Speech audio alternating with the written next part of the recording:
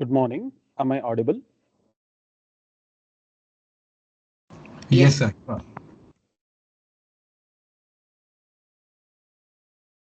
Janman Vikasini Vani Janman Vikasini Janman Vikasini Vani Janman Vikasini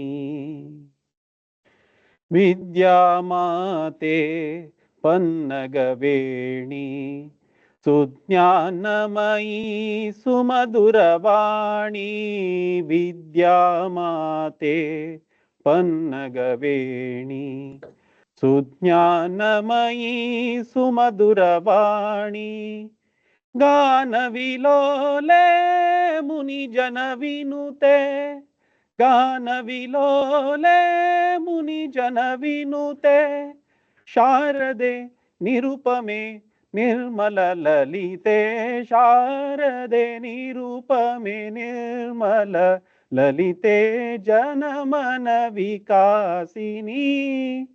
Vani जनमनविकासिनी Janman Vikasini Vani Janman Vikasini Janman Vikasini. Thank you. Thank you, Professor Shenoy, for that serene and meaningful invocation. Lighting the lamp symbolizes illumination of knowledge and triumph of insight over ignorance. I now invite Dr. Girish Hariharan, member AMSI, to perform the virtual lamp lighting ceremony.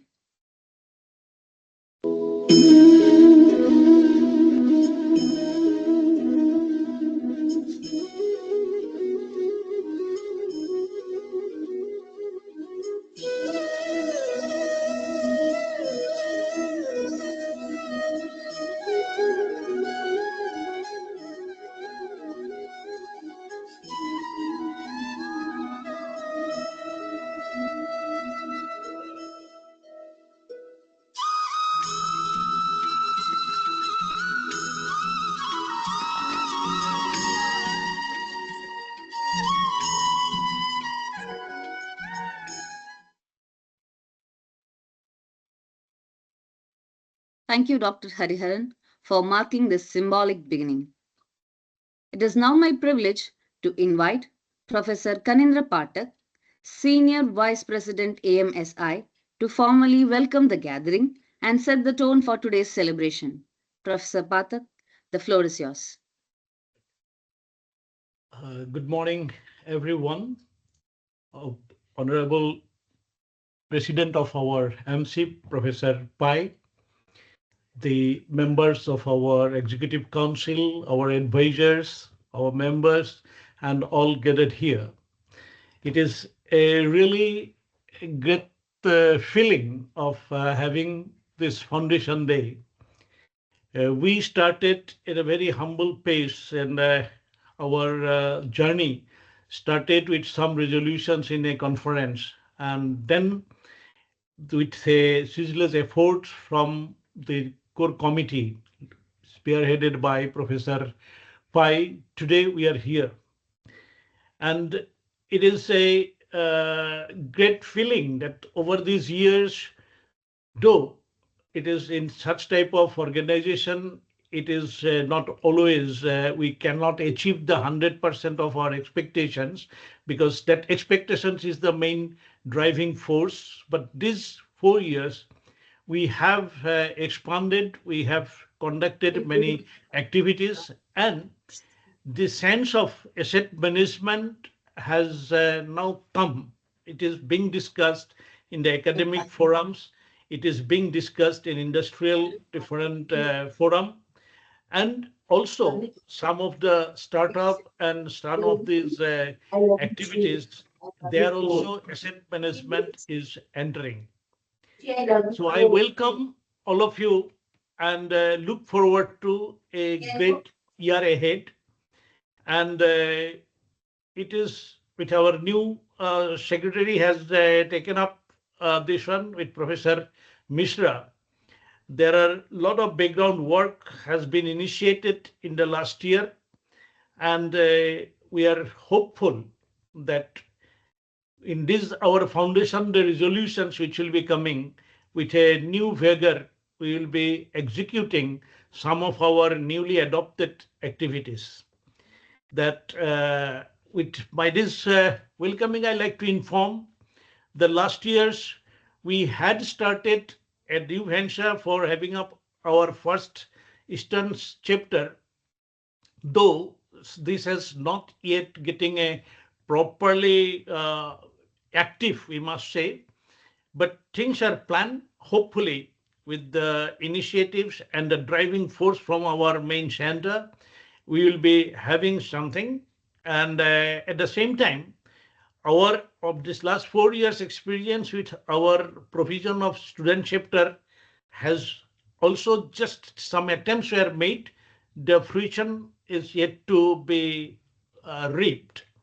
I hope that this foundation day, when we are praying with the lamp to the Almighty, that our this organization will flourish, and there this that Eastern chapter as well as the students wing, these two will be vibrant in this year, we hope.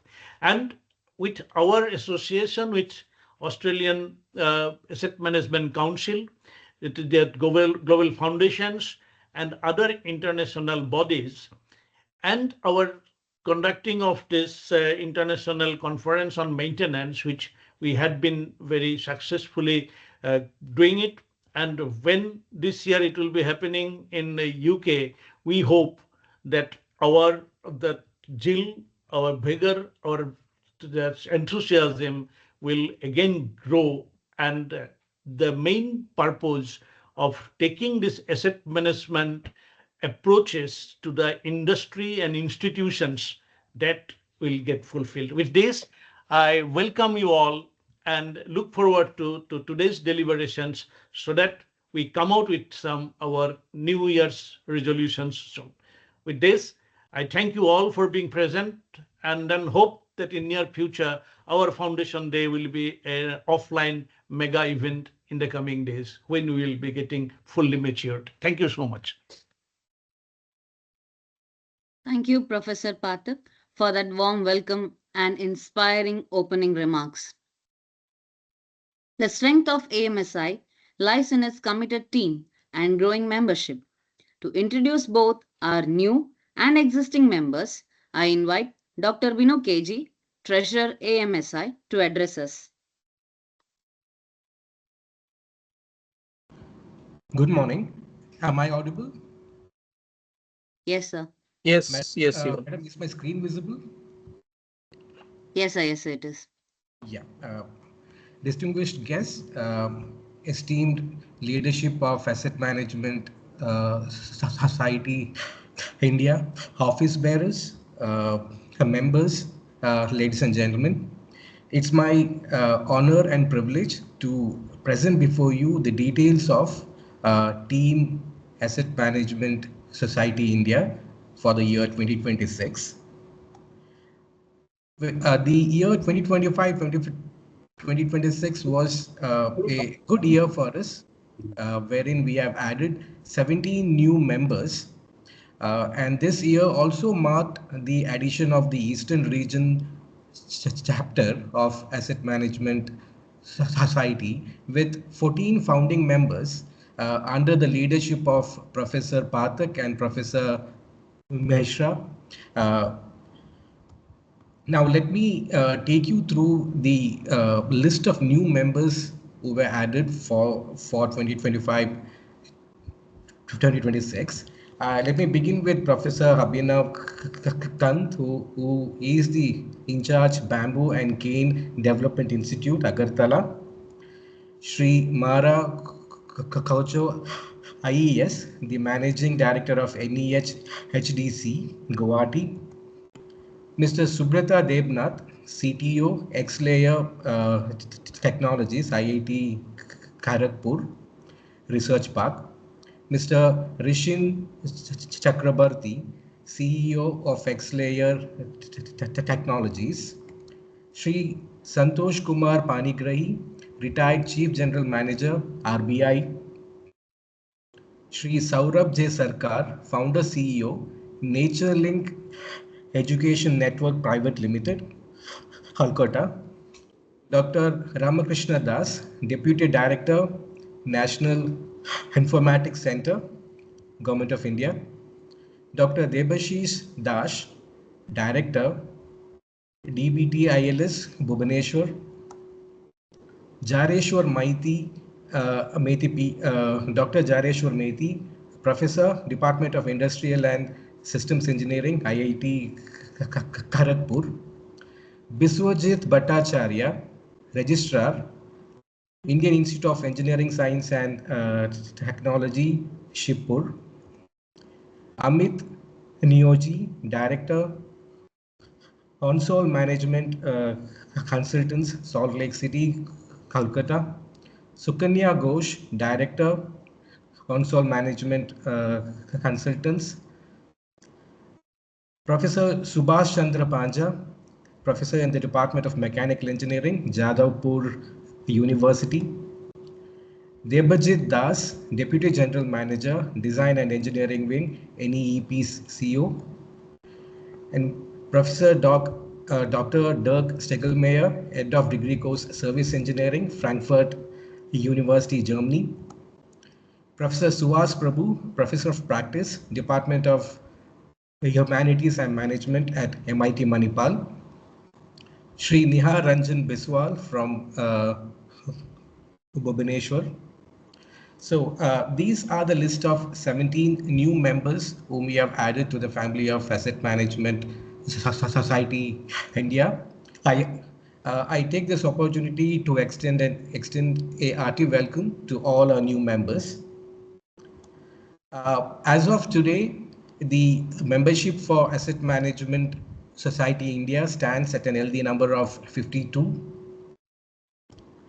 The overall member list, I would just want to display it on the screen here. We have a good mixture of a membership from both academia and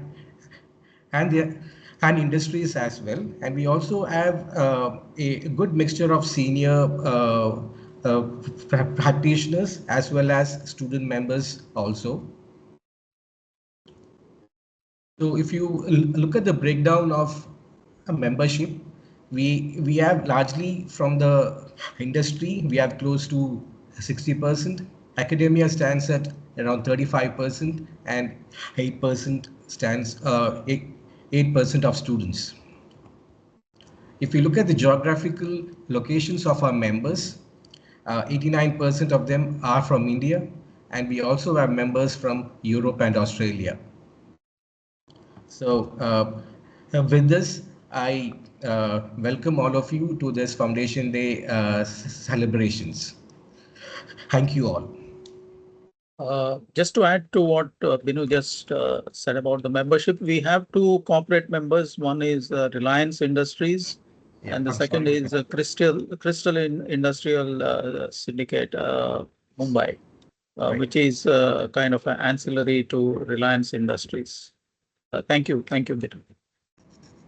Thank you, sir. Yeah.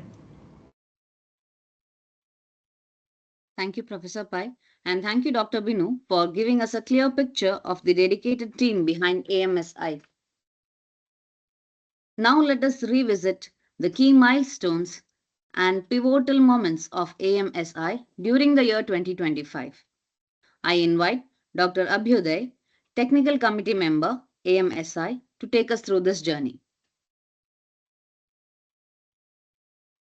Good morning, Honorable President of AMSI, respected dignitaries, esteemed members, colleagues, and distinguished guests.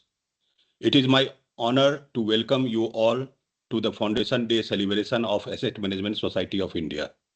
Today, we commemorate our journey, acknowledge our collective achievement, and reaffirm our commitment to advancing asset management for national development, industry excellence, and social well-being. Next. Next. Yeah. Thanks. Asset Management Society India is a membership-based, not-for-profit organization. Our purpose is to advance the discipline of asset management and maintenance engineering and to promote good practices that enhance infrastructure performance, organizational resilience, and public value. Our vision is clear and forward-looking to promote best practices and foster value in asset management. We believe that strategic asset management is a fundamental to sustainability, reliability, and long-term growth. Now, mission. Our mission translates vision into action. We engage with stakeholders, develop professional capabilities, engage organizations to adopt global standards, and aspire to be recognized industry knowledge center, contributing to performance improvement and community well-being. Next, core value. Our work is guided by a strong core value. We promote learning, excellence, and innovations. We uphold the highest ethical professional standards and maintain commitment to public benefit and sustainable development. Hello. Next. Yeah, okay. Okay, thank you. AMSI aims to sustain and enrich asset management and maintenance engineering skill. We support practitioners and organizations in achieving excellence and continuous professional growth. Now, our objective, we encourage lifelong learning, research, and collaboration. AMSI facilitates national and international linkage among professionals, researchers, and emerging talent. Next. We contribute to research, policy development, and R&D initiatives. AMSI disseminates knowledge, shares best practices, and promotes social responsibility among its members. Next.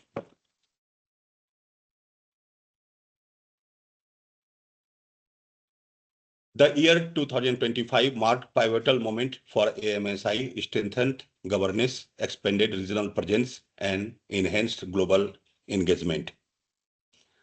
Now we have conducted AGM and EC meetings. The AMSI annual general meeting was held on 24th May 2025.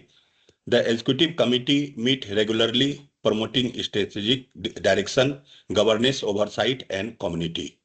So these were held on AMSI meeting held on 4th January, 8th March, 10th May, and 6th September and 6th December last year.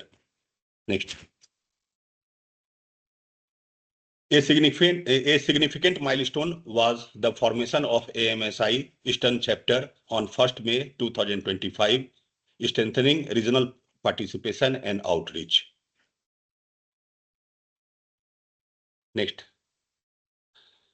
Over last year, 12 webinars conducted. The webinar series covered asset management across municipalities, energy, water, universities, and public infrastructure.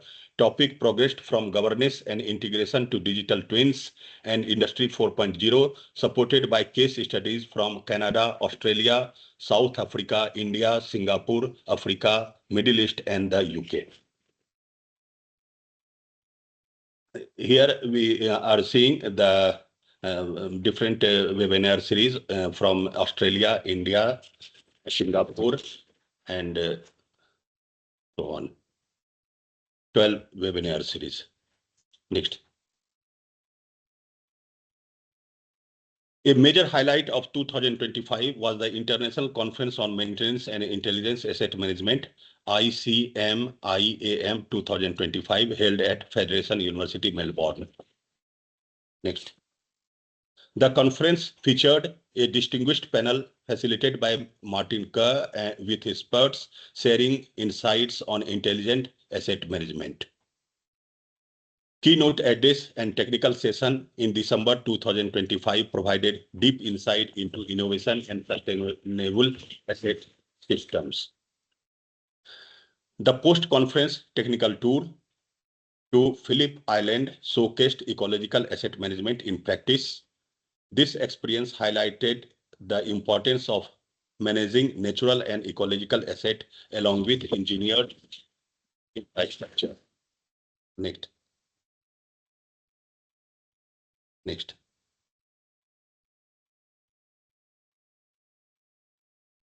Next. Looking ahead, AMSI is pleased to announce ICM IAM 2026 at the University of Huddersfield, United Kingdom. Date will be finalized today or very soon. Next. I express sincere gratitude to members, executive committee, partners, speakers, and volunteers. Together, let us continue advancing asset management for industry excellence, public good, and sustainable futures. Thank you all, sir. Thank you, Dr. Abhyuday, for that insightful overview of AMSI's activities and achievements. We now move on to one of the most awaited segments of the program. I request Professor Hare Krishna Mishra, Secretary AMSI, to formally introduce our chief guest. Thank you very much. Good morning, all of you. I'm deeply privileged and honored to introduce Sri Balasubramanian Iyer, who is fondly called Balu, who is the Regional Director of International Cooperative Alliance for Asia and the Pacific. He brings over 30 years of experience in international development and cooperative leadership, having worked across Asia and the Pacific to strengthen cooperative institutions, promote inclusive economic development, and advance policy dialogue. He began his career in India and has since led multi-country operations and built institutions in several countries across the region. Balu holds a master's degree in public policy from University of California, Berkeley, a master's degree in community development from Southern New Hampshire University, and also a postgraduate diploma in rural management from IRMA in India. He also has a bachelor's degree in civil engineering from NIT Durgapur. Please join me to invite Sri Balasubramanian Arya for his speech. Thank you, Professor Mishra, for that warm welcome and introduction, much needed on this cold winter day in Delhi. And thank you to the distinguished members of the Asset Management Society of India for inviting me to your Foundation Day celebration. It is truly a privilege for me to be here. I just had the opportunity to hear the significant role that AMSI has been playing over the past few years. And having heard also about the growth that you all have been experiencing in terms of members, geography, and partnership, and the important role that you all are playing in strengthening professionalism, fiduciary responsibility, sustainable development, and long-term value creation, principles that lie at the very heart of effective asset stewardship. These principles also deeply resonate with the cooperative sector. Even though cooperatives are often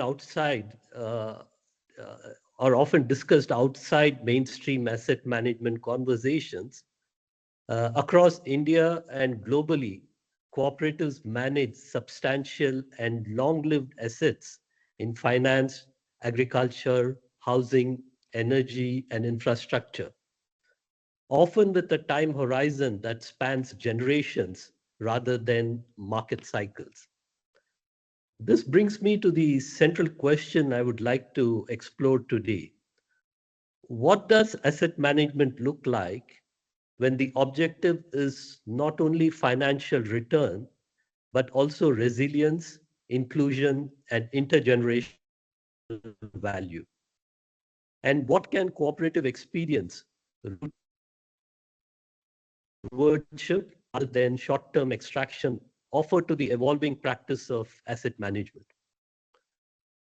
Globally, cooperatives are among the world's largest and most enduring economic institutions. There are over 3 million cooperatives worldwide with more than 1 billion members, supporting an estimated 280 million jobs, nearly 10% of global employment. The International Cooperative Alliance, to which I belong, was founded in 1895. It is the global voice of this cooperative movement and the custodian of the cooperative values and principles. The Asia Pacific region, of which India is a central pillar, represents the largest concentration of cooperatives worldwide. When we speak of asset management in this context, we are not speaking of marginal balance sheets. The world's 300, just the 300 largest cooperatives and mutuals together generate more than 2.7 trillion US dollars in annual turnover, underpinned by vast portfolios of physical, financial, social, and intangible assets built patiently over decades. What makes cooperative asset management distinctive and particularly relevant to you all is how capital is accumulated, governed, and preserved. Cooperatives are not short-term enterprises. They are institutions designed to endure across generations. Asset management in cooperatives is therefore not simply about yield optimization or quarterly performance. It is about stewardship, capital preservation, and intergenerational equity, concepts that are increasingly central to responsible asset management globally. A defining feature of cooperative finance is the role of reserves, particularly indivisible reserves.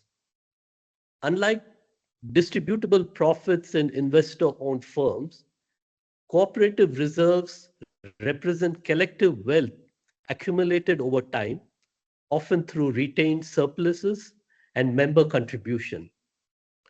In many jurisdictions, cooperatives are required to allocate a significant share, often 10 to 20% or more, of annual surpluses to statutory or indivisible reserves. These reserves cannot be distributed to members even upon dissolution. Instead, they remain within the cooperative ecosystem, transferred to another cooperative, a federation, or a cooperative development fund.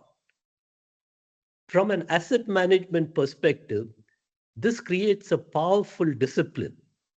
Capital is locked in for long-term purpose, protected from short-term extraction, and aligned with institutional continuity. India, where we are today, offers some of the most compelling examples of cooperative asset stewardship at scale. With over 8 lakh cooperatives and nearly 290 million members, the Indian cooperative sector manages assets running into hundreds of billions of dollars across agriculture, finance, housing, healthcare, and retail sectors. Just to give some examples, in the dairy sector, cooperatives exemplified by Amul, I'm sure many of you all would have heard of Amul. In Amul, assets such as processing plants, cold chains, logistic networks, and globally recognized brands have been built almost entirely through retained surpluses and member capital. These assets are not monetized for short-term gain, but are continually reinvested to stabilize farmers' income, manage price volatility, and upgrade infrastructure. In cooperative banking and credit institutions, asset management and reserve discipline are even more explicit. Cooperative banks maintain statutory reserves, provisioning buffers, and capital adequacy frameworks comparable to other regulated financial institutions. The experience of the 2008 global financial crisis showed that cooperative banks benefited from stronger capital buffers, a stable retail deposit base, and limited reliance on volatile wholesale funding. Cooperatives' member-focused, relationship-based banking model encouraged prudent risk-taking and reduced pressures for short-term profit. So cooperatives were found to be better, have better weathered the global financial crisis. India's cooperative hospitals offer another perspective. Assets such as land, buildings, medical equipments, and skilled human capital are managed not for asset stripping or short-term returns, but for sustained service delivery. Reserves enable modernization, expansion, and cross-subsidization, ensuring affordability while maintaining financial viability. While all this is positive, cooperatives also face challenges that assets management like yours will be familiar. Underutilized assets, governance weakness, political interference, valuation gaps, and insufficient professional capacity for life cycle planning and risk assessment. These challenges reinforce an important truth. Good asset management is ultimately a governance issue. Globally, cooperatives have responded by adopting more sophisticated asset management frameworks, especially in Europe and Japan. Large cooperatives clearly distinguish between core operational assets, strategic holdings, and non-core assets, allowing for responsible reinvestment or divestment without compromising cooperative control. Crucially, indivisible reserves, legally protected and non-distributable, serve as permanent capital, preventing demutualization and preserving institutional integrity across generations. So allow me to draw a few principles that may resonate strongly with the Asset Management Society of India. First, assets must serve their ultimate beneficiaries. In cooperatives, the members, and in asset management, the client or investor. Second, professional management must coexist with strong oversight. Third, intergenerational equity matters. Preserving capital for future beneficiaries is as important as generating returns today. Fourth, prudence and risk management are not signs of conservatism, but of responsibility, especially in volatile and economic and technological environments. So the cooperative sector offers a living laboratory of long-term asset stewardship at scale. While cooperatives and asset management firms operate under different ownership models, they share a common challenge: how to manage large pools of capital responsibly, sustainably, and in trust for others. As members of the Asset Management Society of India, your work in advancing professionalism, ethics, and long-term thinking is deeply aligned with the cooperative approach to assets and reserves. There is much we can learn from each other about governance, patience, resilience, and purpose in capital management. I see that among your membership, you mentioned academia, industry, and students. So I feel looking at the relevance of asset management, the cooperative sector could also benefit from the experiences that you all have in asset management. especially considering the scale and the government of India's direction. As you all know, there is a new Ministry of Cooperation in India under the leadership of the Home Minister, who's also the Minister for Cooperation, Shri Amit Shah. Cooperatives are being kept at the center and are being seen as a vehicle to promote inclusive and sustainable development. There is much need, as I mentioned, there is a lot of assets which are there in cooperatives across the country, which could definitely benefit from professional and responsible management of these assets, because cooperative asset is not just for members, current members, but it is for members who are to come in the future. So I definitely see that there is a possibility for the Asset Management Institute to be also including cooperatives within your ambit. Because ultimately, asset management, whether in cooperatives or capital markets, is not merely a technical exercise. It is a trust, one that carries obligations across generation. And I'm sure that the cooperative sector could also benefit immensely from aligning with the asset management society. So thank you again for the opportunity to be part of your annual meeting. And I see that you all have grown immensely over the past few years, and you all have an ambitious vision set out for yourself.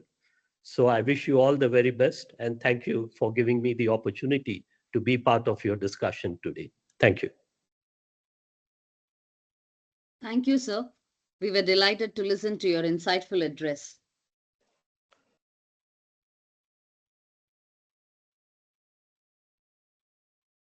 The International Conference on Maintenance and Intelligent Asset Management continues to be a flagship initiative of AMSI. I now invite Professor Gopinath Chattopadhyaya, Chairman, International Advisory Committee, AMSI, to present a report on ICM IAM 2025.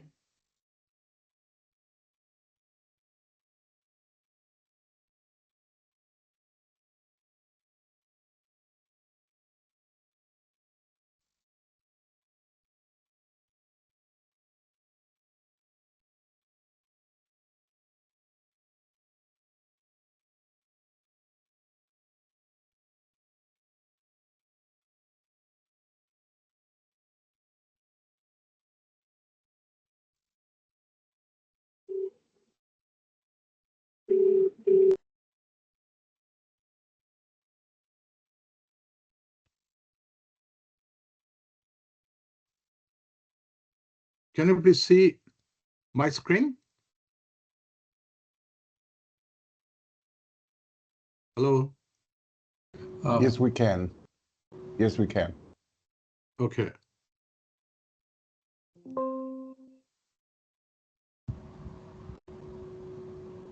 We can see the screen, but we are not able to see your slide. Is it working now? No, not yet. From my side, it is telling that sharing.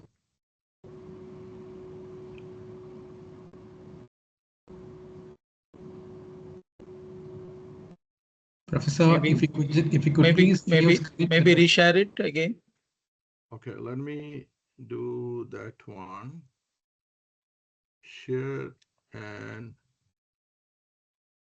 screen.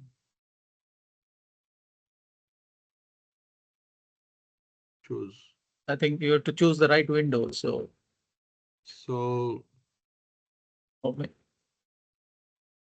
maybe you do the share screen. So whatever is there on your screen will be shared. Okay, allow.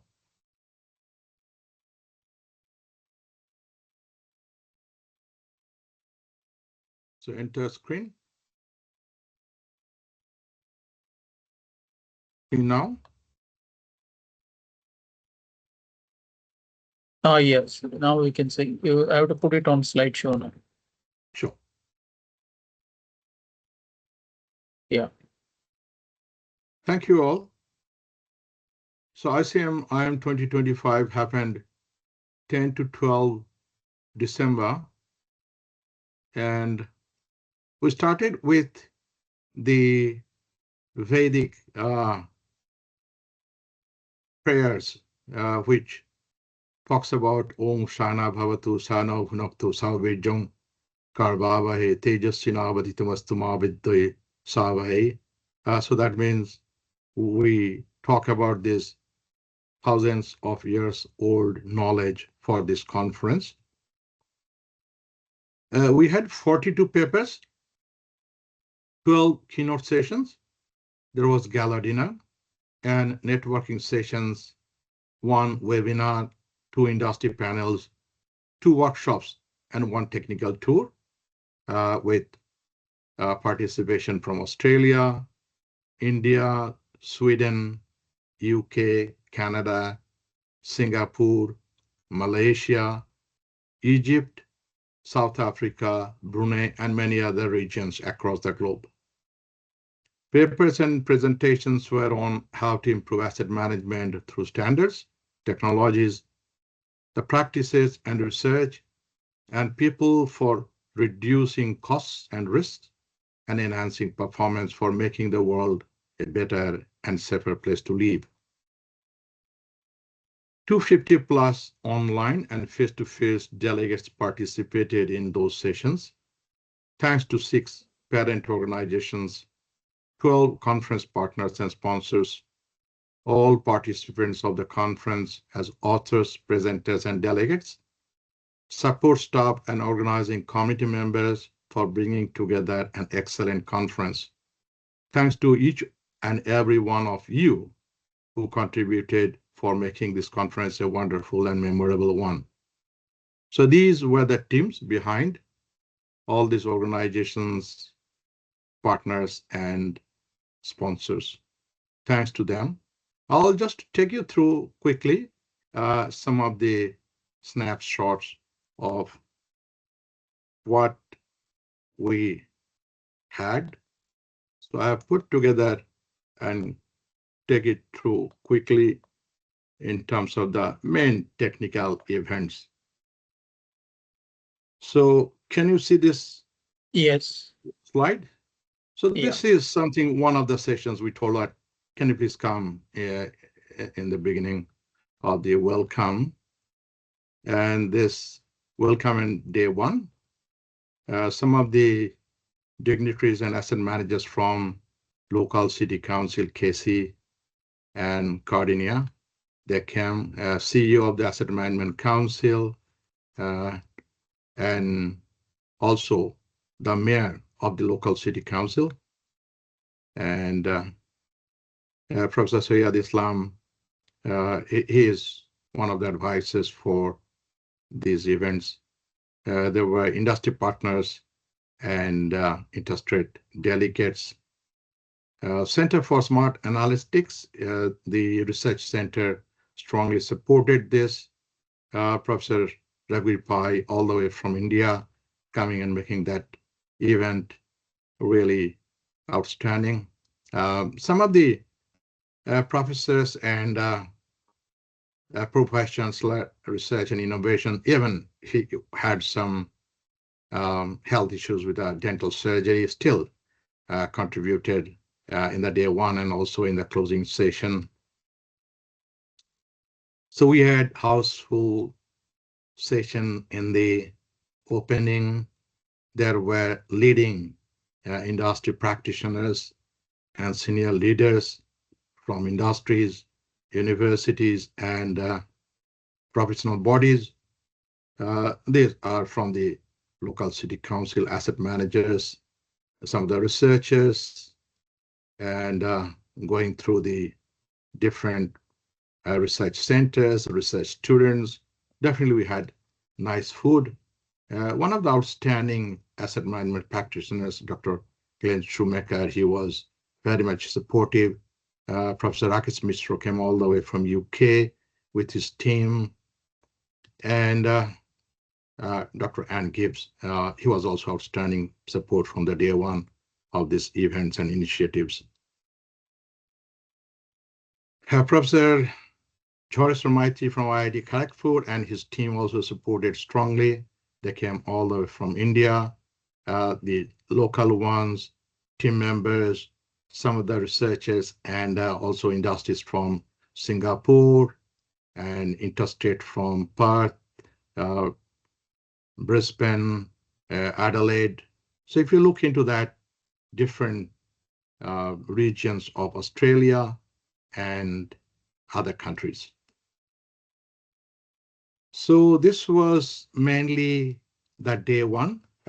Yes, this one was another thing, how asset management can be for the other areas for human assets, like how childhood trauma and also related trauma of the adults can convert these human assets to liabilities and how to prevent those things. This was one of the really leading paper in beyond these physical assets. So gala dinner was, as usual, very outstanding and lively. People enjoyed very much, and there were excellent food and drinks and networking and the poster sessions. And also, we had opportunities to acknowledge the participants and the sponsors and the awards in that night. And there were also some of the quiz to engage the audience and also some of the entertainments of music and dance. So this went very well. All these who participated, they enjoyed and they thanked organizing committee and they want to be part of this in the future. And yeah, this is one of the interesting moments and enjoyable ones. My grandson Neil came all the from Sydney. There were local artists, those who came forward for performance, excellent food. These were the outstanding performers who added lots of value to this conference. And there were discussions for the future and collaborations. So these were definitely very, very enjoyable moments of all these delegates from different parts of the world. And we had active engagement and participation from all these researchers, industries, professional bodies, and also the local government and some of the senior level practitioners from the industries. So that was for the gala dinner and the award night.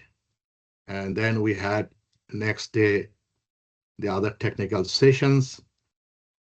And as usual, food and some more food. That second day had technical session and also industry panels. Those are very, very successful in terms of the engaged discussions. What is the future directions of the asset management? And also one specific area of the transformer assets. So technical presentations, what is achieved by the industries and the researchers, and also some of the contributions by leading industry practitioners for the future direction of asset management. So that went very well. And then there were online sessions also. And the key members, they were talking about the analysis related to best poster, best paper. And then we had some of the outcome related to what can be next. So once again, the third day was mainly the workshop and also some of the closing sessions, excellent workshops in the day before the day one of the conference delivered by Professor Joyce Ramaiti, and the closing day by Mr. Owen Lin from Singapore, and also the acknowledgement of these conferences and asset management, and also my value to this movement was acknowledged by university and practitioners, professional body, and some of the members from research and industry communities. So this is in a nutshell about how things went. And then we had the final day for a technical tour, when first one was in the nice lake and garden, which was originally a dumping place for waste, and that was converted into recreation area in Berwick. The second one was different types of asset in the Phillip Island, where how to address the asset management for penguins, because penguin is huge asset in terms of ISO 55000, which has value and potential value for Australia, and how their habitats are managed, maintained, and their safety is assured. That is part of that technical tool, and everybody enjoyed it very much. So I'll leave that to you for any question or comment. Thank you.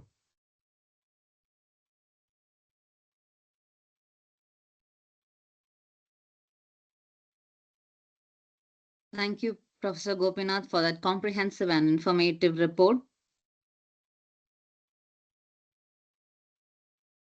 We now move on to the introduction of our guest of honor.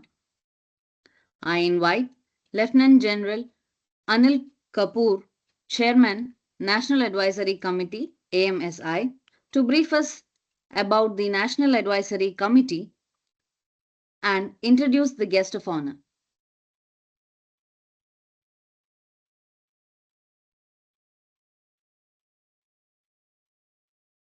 Good afternoon, everybody. It's indeed a privilege and honor to be attending the 5th Foundation Day today.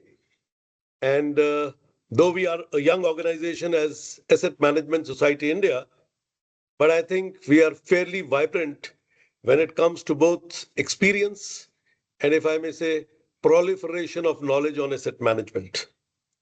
Over the years, as technology has advanced tremendously and the whole world has become flat thanks to the digital footprint, asset management has actually increased manifold in both terms of importance and impact it can create globally. I am sure that the talks that we've had today point towards this, that today every asset, in contrast to the traditional view, is a value add by virtue of the transparency and visibility that has been given by the digital world. So all assets today are digital assets, including human beings who are being referred to by their Aadhaar card in India. So you have an Aadhaar identity and a PAN identity, which actually is your pure digital identity and connects you with every other aspect. So next gen smart asset management is actually all about an impactful economy. So the geo economy actually is going to be driven by how we handle asset management by nations, by organizations and institutions. And that brings out the importance of asset management globally today. And that said, I think the 5 drivers today, therefore, to asset management are automation, leading to autonomy, precision and positioning, and of course, artificial intelligence, which takes it into predictive prescriptive domain.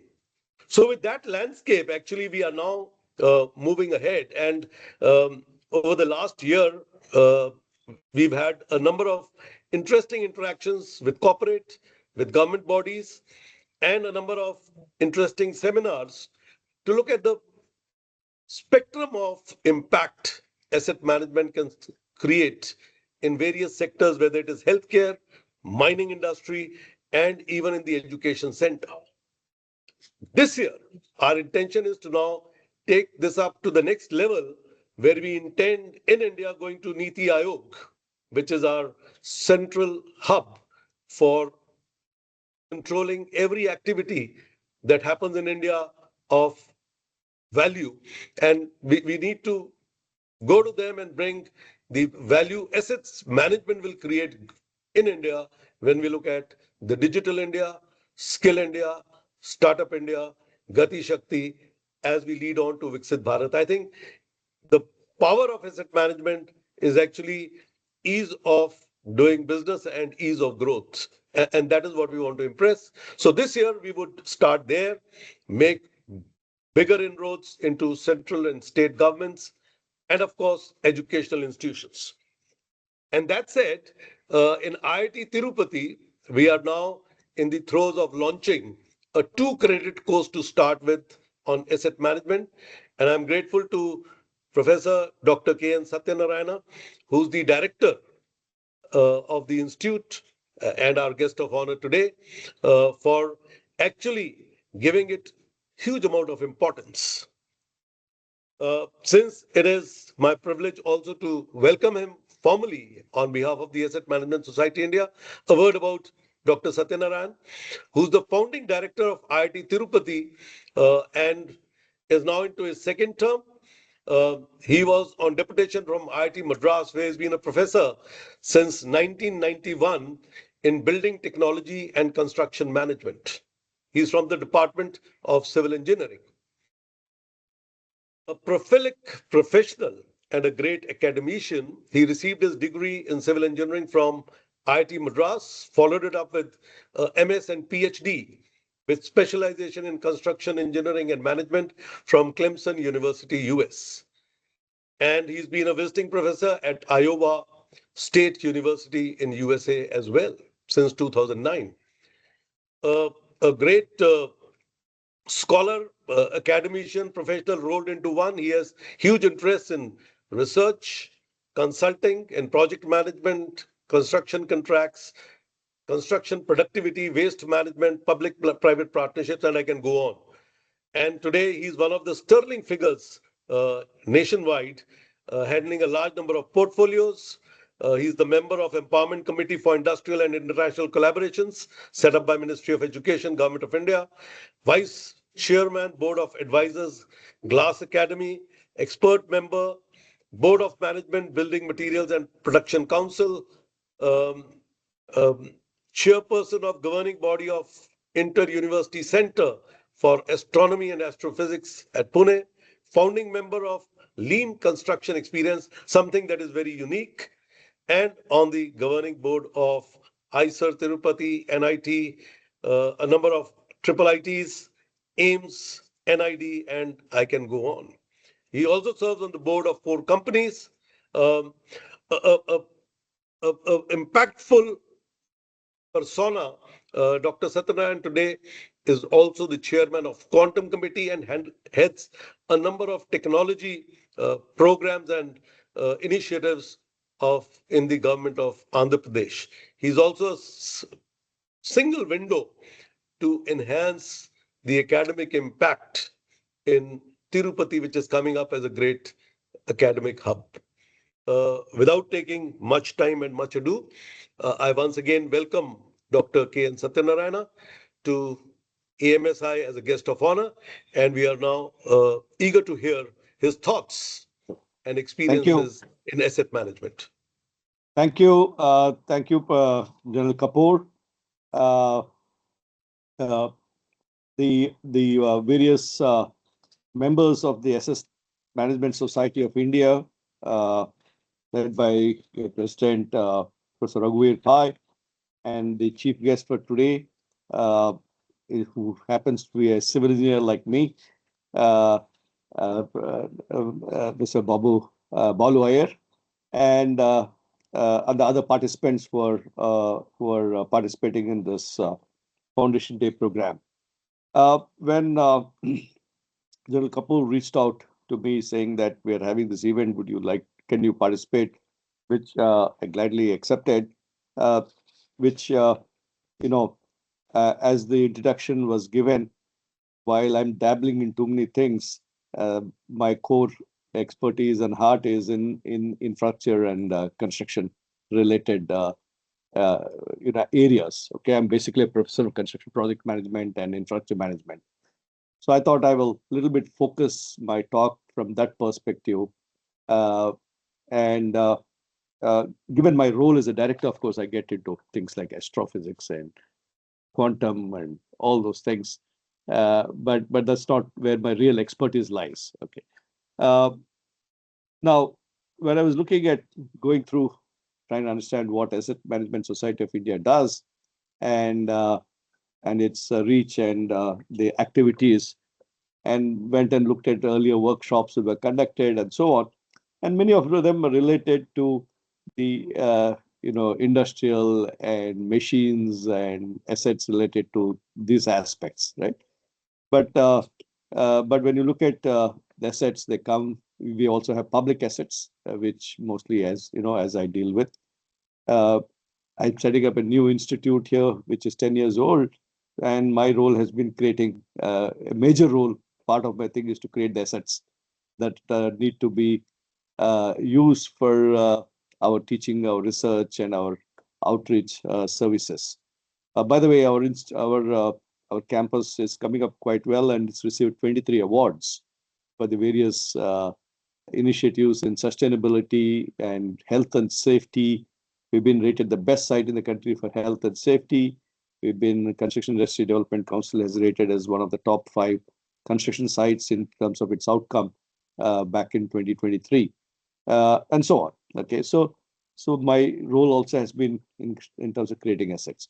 So when we have industrial and public assets, we have a number of systems and subsystems, which include hardware and software, right? Today, we're talking about digital twins and so on, where we try to create a digital twin of a physical asset. And we need to improve the performance and productivity, balancing costs, risk, and performance. And one of the things that I noticed very strongly coming out in the AMSI initiatives includes maintenance management. I recall in IIT in the 80s, when I was a student and then came back as a faculty member in 91, there was a master's in maintenance management, which seems to be a major area of focus in asset management. It's not there now. I don't think it's there now because they found that mechanical engineering was offering too many masters, about 11 masters, and they brought it down to 3 by clubbing things together. So the importance was recognized quite some time back, and some of the academic institutions, I've seen Professor Pai at Manipal and Kharagpur has taken some initiatives, and IIT Madras also was doing this at that time. So I will focus and also the need today from the perspective of the developments that are happening in technologies, the various decision model and the frameworks that have been influencing the way we look at this topic of asset management, right? IoT, data analytics, AI, which is affecting every sphere of activity. We need to look at this in the context of all these changes that are happening. For example, at IIT Tirupati, we have identified smart infrastructure as one of our thrust areas, right? And smart infrastructure involves capturing the data with respect to how the infrastructure is performing and at what stage we need to intervene to do maintenance works or replacement, and also collecting a lot of data on how the infrastructure is performing and use it for better governance, right? So these are some of the things that we are already doing. And when we look at, so I will talk in the context of infrastructure for effective management, asset management, so has become really critical across the globe in the face of various mounting pressures, right? We have limited resources because we look at it from a sustainability perspective. We just don't have limitless resources that we can just blow away. There's growing urban populations. So how do we effectively use our resources? Infrastructure is thing. There are shifting patterns of employment and land use that are happening. And there's the climate-related disruptions that we need to take into account on how we manage our assets. And then we have had situations like health emergencies, like the COVID pandemic, which put a lot of things under stress. And how did we manage all this? So all of these challenges are felt most acutely in our daily lives as we interact with our built environment and our physical and technical goods and infrastructure. So while most government assets are managed at the local level, your panchayats or your urban local bodies and the state governments, the national government also often manage critical assets as well, such as our long distance highways, electric grids, airports, and so on. And they also in charge of creating policy and administrative environment that enables systematic, sustainable asset management at the national and local levels. So done well, the local and national asset management efforts not only improve essential service delivery, they also yield positive signals to citizens and public, private, domestic, or foreign investors, helping government to mobilize the resources needed for sustainable development. And also demonstrating to citizens that the representatives are safe custodians of the public common property, right? Most of these are public property. And these assets, come across a gamut of various areas, which typically include, for example, earlier there was this discussion about penguins. How do we, Australia focused on create some penguins being a major asset. How do we protect them, right? So land and natural assets such as wetlands, forests, vegetations. How do we manage this, right? Then coming to buildings such as our public schools and private schools, health centers, community centers, jails, government offices. So these are all building assets that we need to, maintain and manage. And then we have infrastructure assets like your roads and the associated signages, street lighting, water utilities, whether water supply, wastewater, stormwater systems, flood control systems, which include dikes and levees. Then energy supply systems, your electrical energy generation, transmission, distribution, storage. Storage is becoming a very important aspect now, whether it is using batteries or thermal based, or you do pump storage. There's a huge pump storage project that's coming up here in AP. And a lot of technologies coming in, and each of them has a life. Each of them has maintenance requirements that are happening, replacement. If you're getting into batteries, how do we recycle them, and so on. And then you have your parks and recreational facilities, your cultural facilities, your performing places, your exhibition places, and so on. And then we have telecom networks, ports, transportation facilities, including ports and airports, and so on. And then the information software, information technology, and system, right? And governments also have to manage equipment like garbage trucks, graders, and computers, and medical equipment in the hospitals they run, and so on.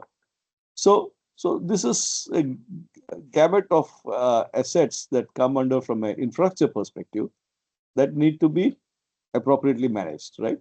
So the asset management framework allows government to maximize both the financial and service value of physical assets to benefit the communities that they serve, right? And a critical first step in asset management journey is for the government to take stock of the assets they own and they manage. And they have to be managed adequately over the entire life cycle, right? To ensure that initial investments in new infrastructure are sustained for present and future generations. And each phase of asset cycle, life cycle, whether it is planning, whether it is acquisition, creation, use, and then disposal. Now this is becoming very critical. How do we dispose the asset when its life is over? These require policies and actions that draw a unique set of human, material, and financial resources. And so we must follow a portfolio approach that maximizes the benefit and value of the entire collection of assets. They look in terms of portfolio rather than individually. Just not enough to look at it individually, but have to be looked at from a portfolio approach also. So there's a growing interdependency among the infrastructure system that deepens the needs for the government to weigh long-term trade-offs and risk when making these decisions. So a systematic methodological approach to data collection will result in a more effective and robust asset management information system that delivers reliable information necessary for making your sound decisions, ultimately for improved service performance. That's what I was talking about: smart infrastructure and e-governance and so on. And so having adequate data on the location, condition, performance, finance, and finances of assets allows the governments to anticipate the resources that need to be set aside for repair, renewal, replacement over long term, particularly for critical assets. General Kapoor had referred to earlier positioning and precision technologies and geospatial technologies. Now, this is an area that IIT Tirupati is, under the National Mission on Interdisciplinary Cyber-Physical Systems. We have a technology innovation hub on positioning and precision technologies, which is basically in the broad area of positioning, navigation, timing. So a geospatial is an important underlying technology that we are focused on, and we are building our capability, and we're becoming a major national center for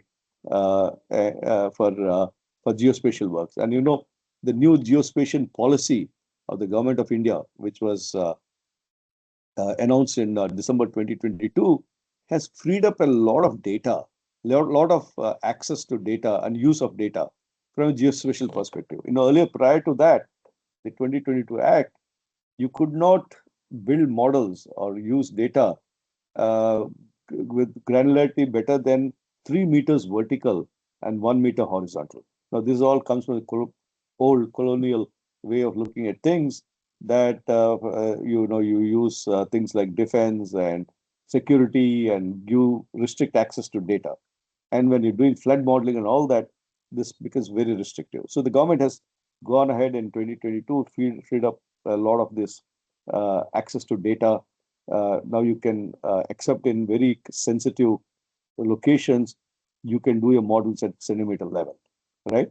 So these are all creating a lot of opportunities on even from an asset management perspective, because everything is today, whether it's land or buildings or other assets, are geotagged and mapped, and with now we have a hot area of geo AI, where you bring in a lot of AI tools to address these issues.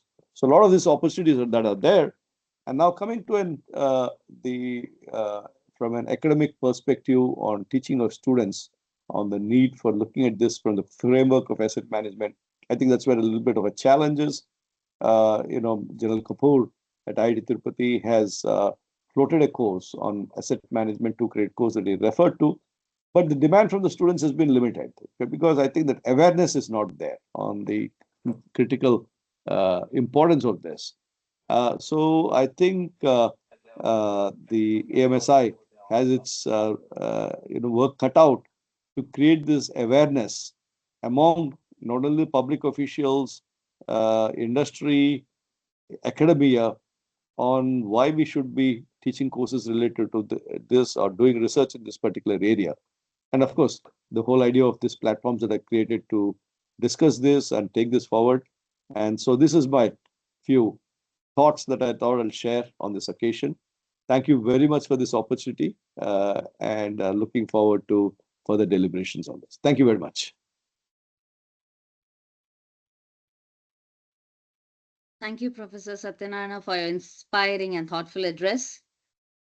As we move on, to brief us on the AMSI's international engagements and provide a preview of ICM IAM 2026, I invite Professor Rakesh Mishra, Professor and Head of Research, Department of Engineering, School of Computing and Engineering, University of Huddersfield, UK. Over to you, sir.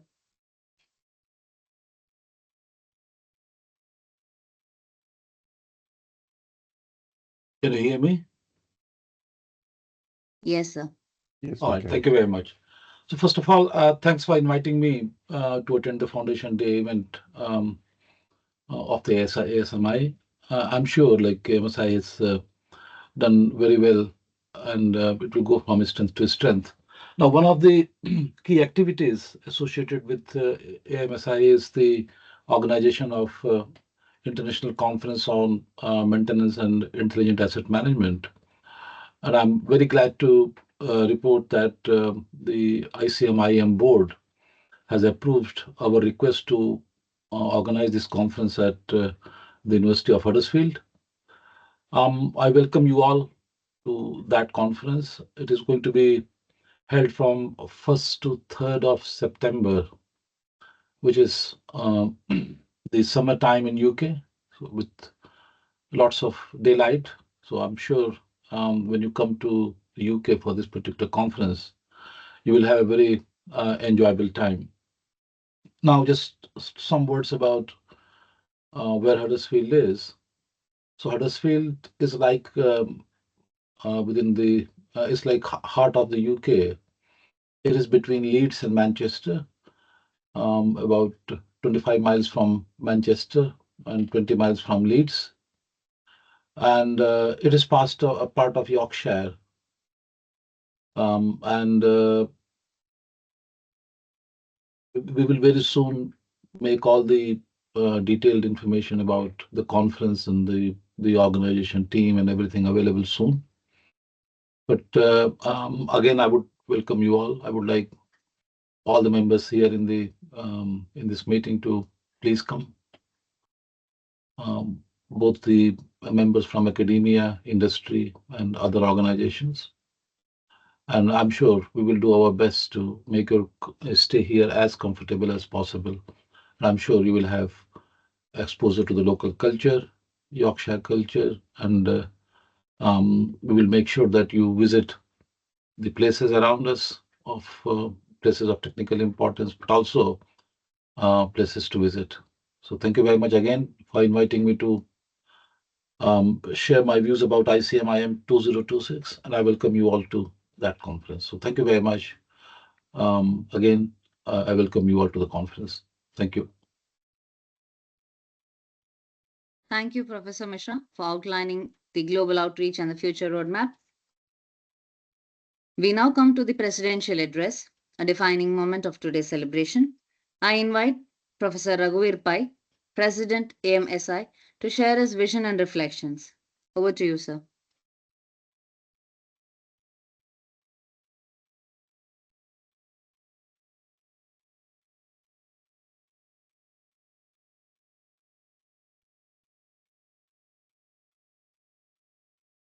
Good afternoon, ladies and gentlemen.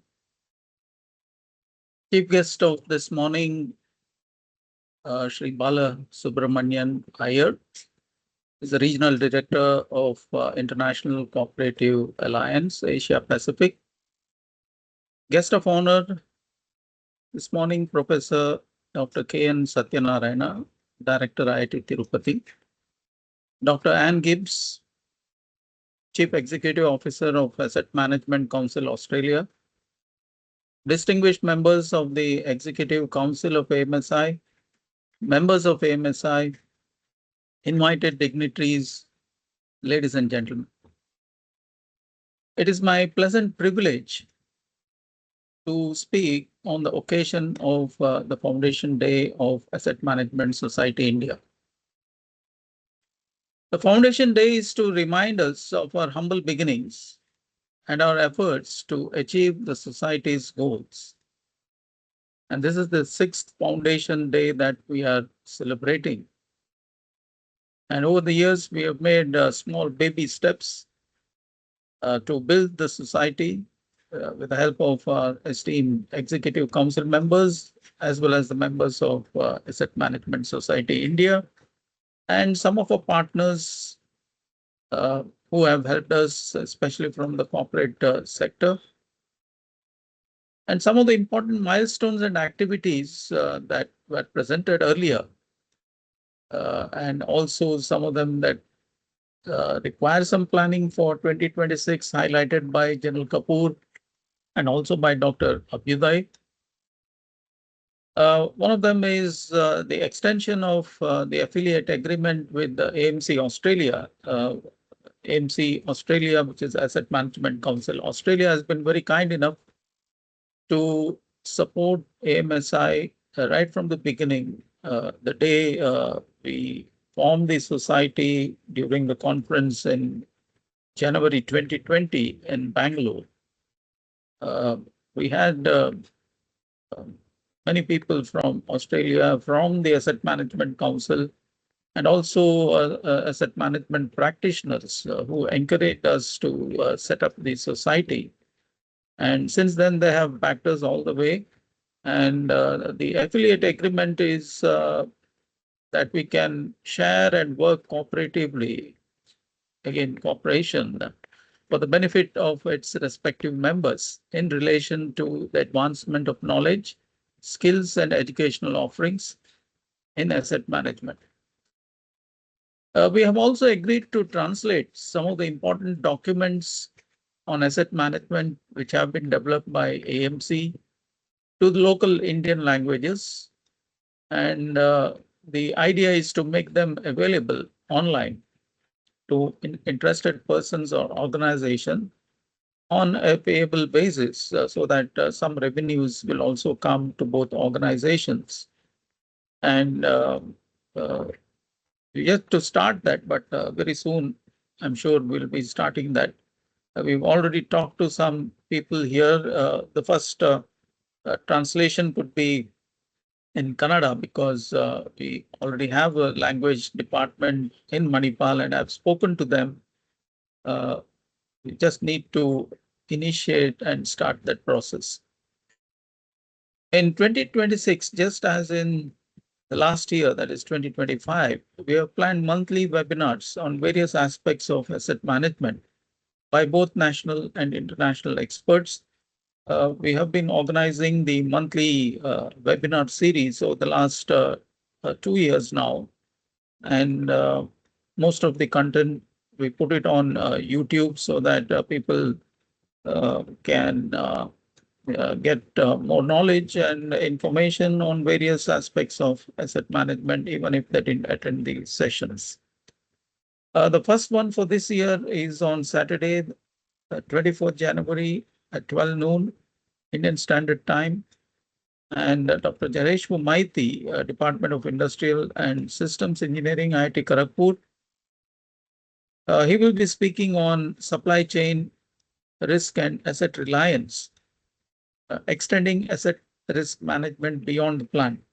So this is a very important topic in today's world, where supply chain risk and asset reliance are some of the buzzwords that are going around. We will also find opportunities to train government, industry officials in asset management in collaboration with Asset Management Council Australia and other organizations across the world, which are professional societies based out of UK, USA, Sweden, and also Germany. So this will be crucial for the infrastructure that is being created for transportation, manufacturing, and other engineering domains. I think our guest speakers this morning, Professor Satyanarayana, as well as Mr. Balu Iyer, spoke at length in the different domains as to how India will need a lot of knowledge sharing and awareness in terms of asset management. So this is being proposed to be done with the help of Asset Management Council and ACEAM. We are also working with the IIT Tirupati, and Lieutenant General Anil Kapoor is taking a lead in this initiative with the help, of course, with the director of IIT Tirupati, Professor Satyanarayana. Already one certificate course is offered to the students of IIT Tirupati, and we will soon be having an MOU with them. Students will do a 2-credit course, and at the end of it, they will be offered a certificate, which will be a joint certificate between IIT Tirupati and Asset Management Society India. I thank Shri Balasubramanian G. Iyer, Regional Director, International Cooperative Alliance, Asia Pacific, for agreeing to be the chief guest this morning. We are truly honored, sir, for your address. You have touched upon various aspects of the cooperative movement and how asset management can play a significant role. You listed out 4 important points on asset management, how it should benefit the people around, and also how it should benefit the generations to come. There are many opportunities for AMSI to work in the cooperative sector, and we already have Professor Hare Krishna Mishra, who is the Secretary AMSI and also the Vice President of the Eastern Chapter. I was given to understand that he is the co-chair, or maybe the chair. I'm not sure, because we talked on the phone, and he was in Colombo at that time, and he's on one of the committees of the International Cooperative Alliance Asia Pacific. Congratulations, Professor Mishra, for honoring AMSI by having this position. We look forward to your inputs, especially in the cooperative sector, asset management, and we are sure we'll work with Balu Iyer, Regional Director of the International Cooperative Alliance. I thank Professor Dr. K.N. Satyanarayana, Director, IIT Tirupati, for agreeing to a request to address us as the guest of honor this afternoon. He has supported many of our initiatives, that is, initiatives of AMSI. In fact, we had done a half-day workshop, I think last year, last August 2024. And it was a hybrid kind of workshop where we had General Kapoor in IIT Tirupati and Toby Horsted, who is the chairman of Asset Management Council Australia. And he has also permitted us to offer an elective, as I mentioned earlier, in asset management. Thank you, sir, for providing us all the support and coming from an esteemed institute like the Indian Institute of Technology. It serves a very good purpose for AMSI in disseminating the knowledge and creating awareness.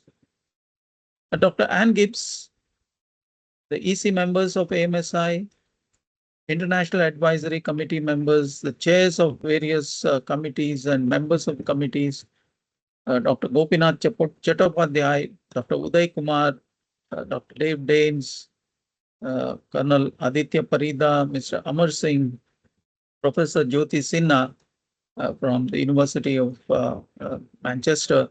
So they have been kind enough to provide the support all through the year. Whenever we approach them for anything, they always supported us. And I must thank on my personal behalf, as well as on behalf of Asset Management Society India, for their contributions throughout the year in seeing that the society is on a sound footing. We look forward to a great year for AMSI in 2026. Thank you all for your kind presence this morning, this afternoon. It is, I think, early morning in the UK, afternoon in India, and late evening in Australia. So thank you all.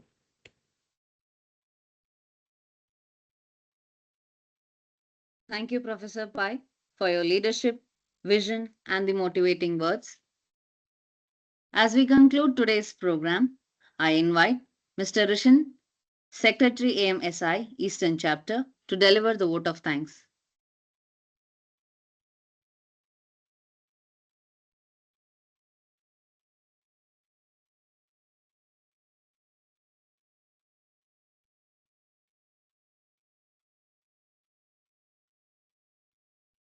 You're on mute. Hi, thank you, Ramya. Thank you, everyone. As we conclude this virtual Foundation Day celebration of the Asset Management Society India, it is my privilege indeed to extend a heartfelt vote of thanks. Even though we are meeting on a screen today, the sense of purpose and community is very real.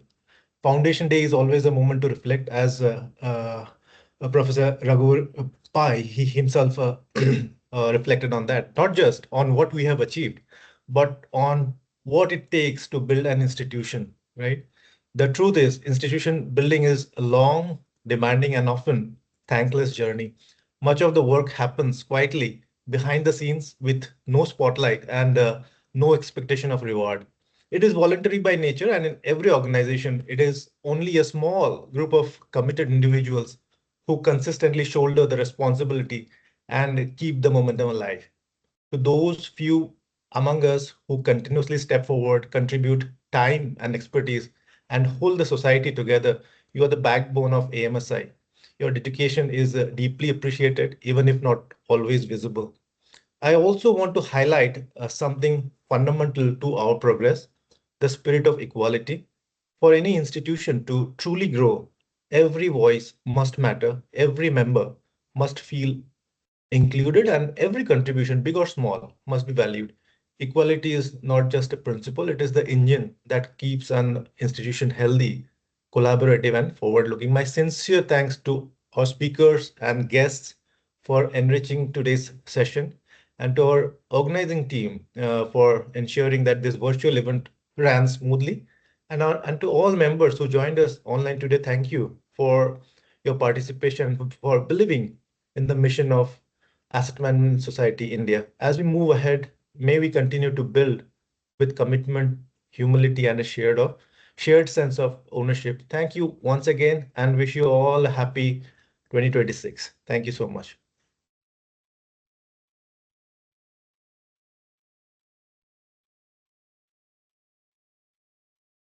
Thank you, sir. With this, we come to the end of AMSI Foundation Day 2026 celebrations. On behalf of the AMSI, I thank our chief guest of honor, speakers, office bearers, members, and all the participants for making this event a grand success. Thank you for joining us, and we look forward to your continued support and engagement with AMSI. Have a wonderful day. Thank you. Thank you all for your Thank kind you. presence, especially Shri Balu Iyer for the chief guest address and Professor Satyanarayana for the guest of honor address. We are truly blessed, sir. We want to work with both of you and see how we can take this initiative of Asset Management Society India forward. Thank you, sir. Thank you. Thank you. Thank you. Bye. Thank you. Thank you, everybody. Thanks a lot. Very nice.